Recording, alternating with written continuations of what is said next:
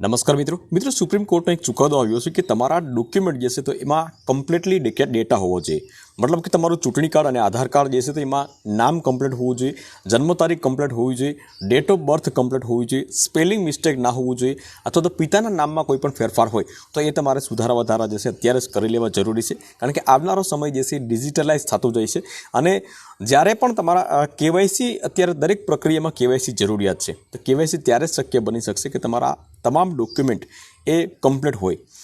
જો તમે આ બધી વસ્તુ જો નહીં કરાવો તો તમને શું પ્રોબ્લેમ થઈ શકે છે એના વિશે પણ હું તમને થોડું માહિતી આપી દઉં। સૌપ્રથમ જે છે તો તમારે સરકારી યોજનાનો લાભ લેવો હશે તો આ ડોક્યુમેન્ટ તમારા કમ્પ્લીટ હોવા જરૂરી છે। મતલબ કે ચૂંટણી કાર્ડની અને આધાર કાર્ડ એમાં તમારા નામ જે છે એ કમ્પ્લીટ હોવા જોઈએ। ત્યાર પછી રાશન કાર્ડ ને બધીમાં તમે કરાવી શકો છો।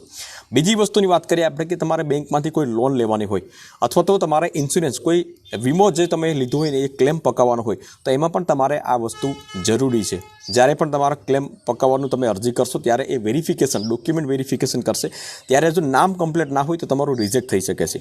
પાસપોર્ટ જે છે વિદેશમાં કોઈ વિદ્યાર્થીને ભણવા જવાનું હોય અથવા તો નોકરી મેળવવાની હોય તો પાસપોર્ટમાં પણ તમારે આ વસ્તુ જે છે જરૂરી છે।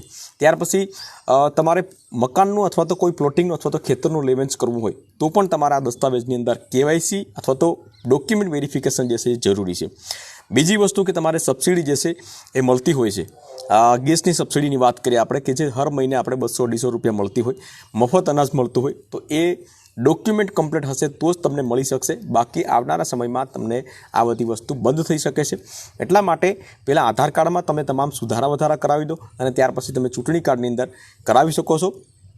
આધાર કાર્ડમાં સુધારા વધારા કરાવવા માટે તમે નજીકના આધાર સેન્ટરમાં તમે જઈ શકો છો અને ત્યાર પછી જે છે ચૂંટણી કાર્ડની અંદર એ પ્રમાણે સુધારા કરાવવા માટે જે છે આપણા ગામના બૂથ લેવલ ઓફિસર મતલબ કે BLO હોય તો એને મળીને તમે સુધારા વધારા કરાવી શકો છો।